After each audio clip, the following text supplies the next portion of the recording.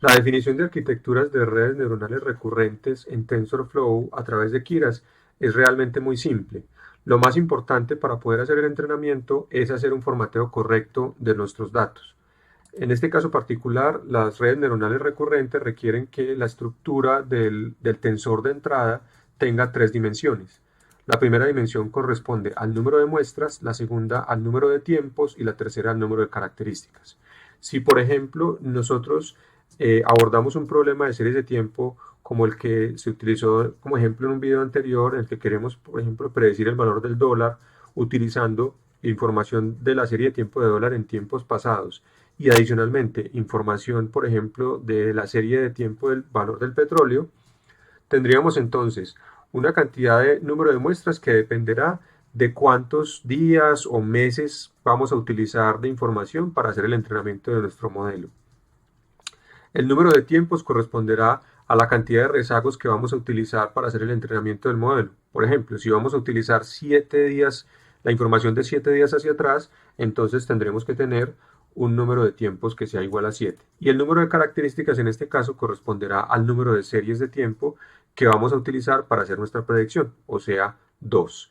Entonces, es necesario que nuestra estructura de datos tenga esta forma para poder hacer el entrenamiento del modelo.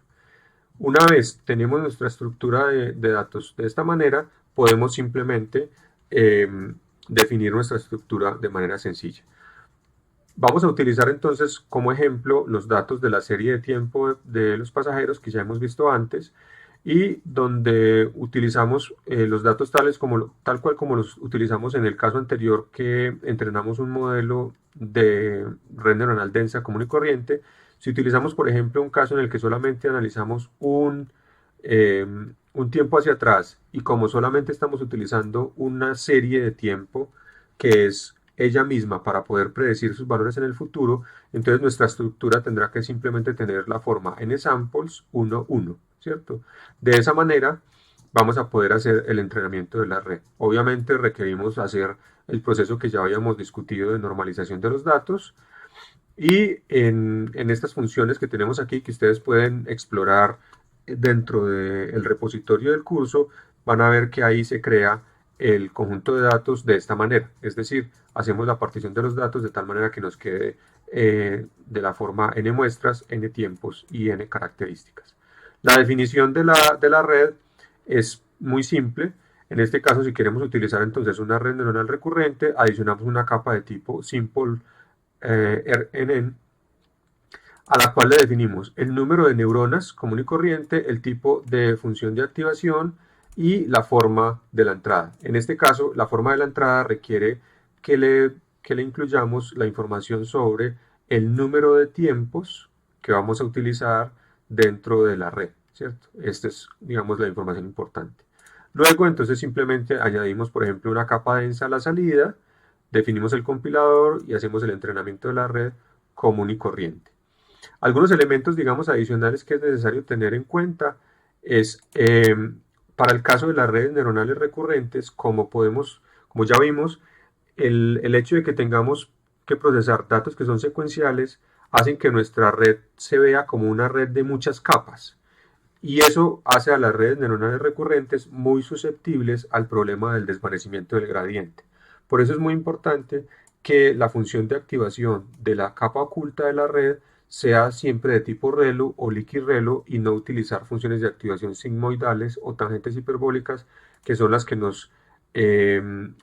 digamos que peor comportamiento van a tener en términos pues del desvanecimiento del gradiente. Recordemos que eso lo que nos va a causar es que los parámetros de la red dejen de ajustarse. Podemos entonces hacer el entrenamiento de la red y vamos a ver entonces que en este caso la red se comporta de manera similar a como lo veíamos antes, porque en esencia, pues al utilizar un solo tiempo hacia atrás, no estamos todavía realmente utilizando la capacidad que tienen las redes recurrentes de almacenar información de entrada.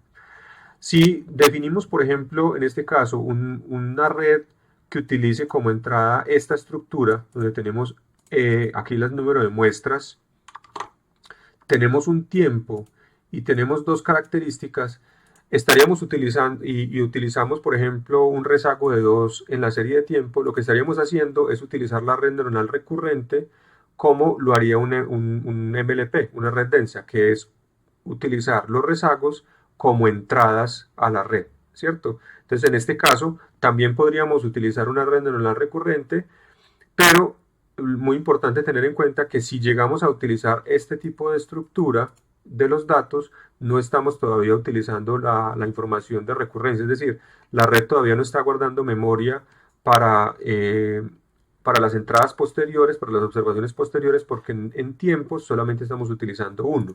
Y los tiempos los estamos utilizando como variables de entrada, es decir, que están ingresando de manera paralela a la red y no de manera secuencial. Finalmente, podemos utilizar entonces una estructura, por ejemplo, como esta, de datos, y entonces en este caso si vamos a tener una red neuronal que es de tipo recurrente, es decir, la información de entrada, que en este caso van a ser dos tiempos, los vamos a leer de manera secuencial. Primero va a ingresar un tiempo a la red y posteriormente va a ingresar el segundo, y el lazo de recurrencia va a hacer que parte de la información del primer tiempo se almacene para ser procesada junto con el segundo, ¿cierto? Si observamos el número de parámetros de estas diferentes arquitecturas, podemos observar entonces que en la configuración inicial, en la que utilizábamos un tiempo y una característica, la arquitectura de red que definimos tiene entonces 35 parámetros para la capa, la capa oculta y 6 parámetros para la capa de salida. ¿De dónde salen los 35 parámetros? Porque tenemos 5 neuronas en la capa oculta. Cada neurona en la capa oculta recibe una entrada del exterior, ¿cierto? Un término independiente y 5 entradas que corresponden a las salidas de las 5 neuronas de la capa oculta, pero en el tiempo anterior. Eso quiere decir que cada una de las neuronas que tenemos tienen 7 entradas, por lo tanto, eso nos suman 35 pesos. Y la capa de salida tiene como entradas, pues, las salidas de las 5 neuronas de la capa anterior, más un término independiente, pues eso le da 6. En el caso de la arquitectura en la que utilizamos los tiempos, pero como características, pues que ya sabemos que no es la manera correcta de usarlos para el caso de querer almacenar información temporal o secuencial. En este caso la red tiene 40 parámetros. Simplemente tengamos en cuenta que en este caso cada una de las 5 neuronas que hemos definido tienen ahora 8 entradas.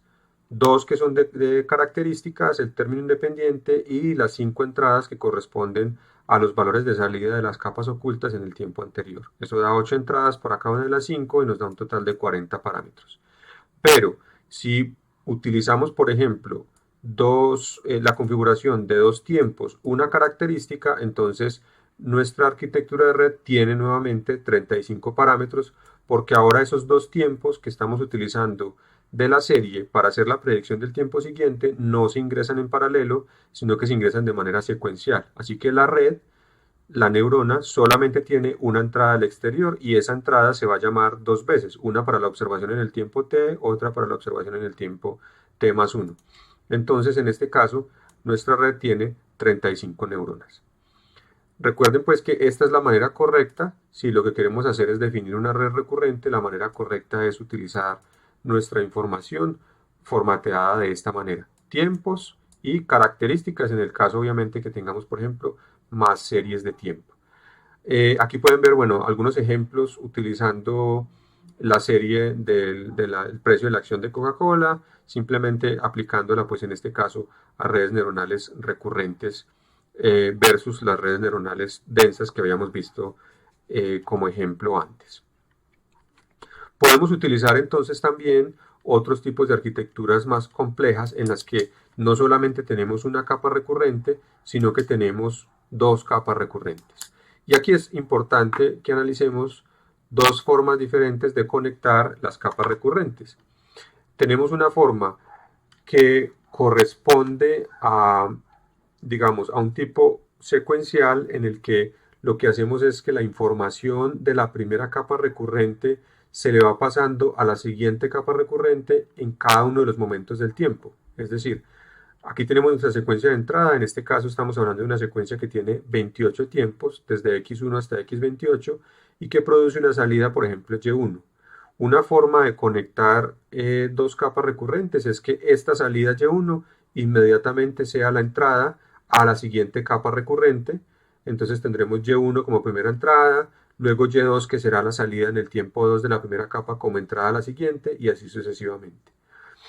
La segunda forma de conectar dos capas es a través de una capa intermedia que se conoce como un repeat vector, o que se llama un repeat vector. En este caso, lo que se hace es pasarle a la siguiente capa únicamente la información de la última salida de la primera capa. Es decir, se procesa toda la secuencia de entrada y la última salida, es decir, la salida Y28, que corresponde a la salida de esta capa recurrente para el último momento del tiempo, cuando ya se leyó toda la secuencia, es esa salida la que se utiliza como entrada a la siguiente capa recurrente en todos los momentos del tiempo. Esta segunda forma de conectarla es el tipo de conexión que se utiliza usualmente cuando yo necesito tener arquitecturas en las que la secuencia de entrada tiene una longitud diferente a la secuencia de salida. En este caso yo puedo definir una secuencia de salida de longitud diferente a 28, mientras que en el caso inicial la longitud de la secuencia de salida debe ser de la misma longitud de la secuencia de entrada. A esta arquitectura entonces se le llama normalmente una arquitectura codificador de codificador, donde la red azul es el codificador y la red roja es el decodificador. Listo. Vamos a ver entonces cómo podemos implementar en Keras cada una de estos dos tipos de arquitecturas. Entonces, en el caso de la opción 1, lo que debemos hacer es añadir una segunda capa recurrente, pero tenemos que utilizar la opción return sequences igual true en la primera capa recurrente. Esto lo que hace es que internamente va a permitir que la primera capa entregue cada una de las salidas de cada uno de los tiempos a la capa siguiente. Por defecto, esta opción está en false, es decir, por defecto las capas recurrentes solamente entregan el último valor de salida cuando ya han procesado toda la secuencia. En este caso entonces necesitamos poner el return sequences en true para que la siguiente capa recurrente tenga como entrada una secuencia. Si nosotros no ponemos esta opción y añadimos una segunda capa recurrente, vamos a obtener un error porque el formato del tensor de entrada a la siguiente capa no va a cumplir con las condiciones que ya hemos definido, es decir, que tenga n samples, n times, n futures, número de muestras, número de tiempos, número de características. Si no ponemos la opción return sequences true, entonces no se conserva esa forma del tensor y vamos a obtener un error. En este caso, entonces, si queremos añadir una capa recurrente sobre otra, las capas recurrentes anteriores deben de tener siempre esta opción. La capa de salida, en este caso, no necesita la opción return sequences true porque solamente queremos hacer la predicción de un solo valor, en el caso pues de las series de tiempo. Entonces esta nos devuelve el último valor y finalmente entonces añadimos nuestra capa densa, ¿cierto? Podemos entonces definir la función, hacer el entrenamiento y obtenemos entonces el resultado del análisis. ¿Listo? En este caso, mi interés particular no necesariamente es mostrar cuál arquitectura funciona mejor o no, porque pues eso dependerá también de realizar un ajuste de parámetros para el caso pues de la serie de tiempo que estamos analizando, sino simplemente utilizar en este caso el problema de la serie de tiempo como un ejemplo para poder definir este tipo de arquitecturas. ¿Listo? Tenemos también entonces el mismo ejemplo con la serie de tiempo de Coca-Cola, una arquitectura de red similar, y aquí obtenemos, pues podemos ver el resultado del modelo, que parece bastante bueno, aunque en todo caso pues es la predicción solamente de un tiempo hacia adelante, y en el caso de las series de tiempo es importante recordar que normalmente los problemas implican la predicción de varios tiempos hacia adelante. Esos son los problemas que normalmente se abordan en contextos reales. ¿Listo? Si queremos utilizar entonces la opción 2, entonces en la opción 2 lo que debemos hacer es la primera capa recurrente no se le activa la opción del return sequences, es decir, solamente nos va a devolver el último valor. Vamos a adicionar una capa que se llama repeat vector y esta capa tiene como parámetro la longitud de la secuencia de salida. Por eso les decía yo hace un momento que en este caso este tipo de arquitecturas, que se conocen también como arquitecturas codificador de codificador, son las que permiten eh, resolver problemas en los cuales la secuencia de entrada y la secuencia de salida no necesariamente tienen la misma longitud. Entonces aquí definimos la longitud de la secuencia de salida y añadimos entonces la siguiente capa recurrente. Este tipo de arquitecturas no es muy utilizado, por ejemplo, para resolver problemas de series de tiempo.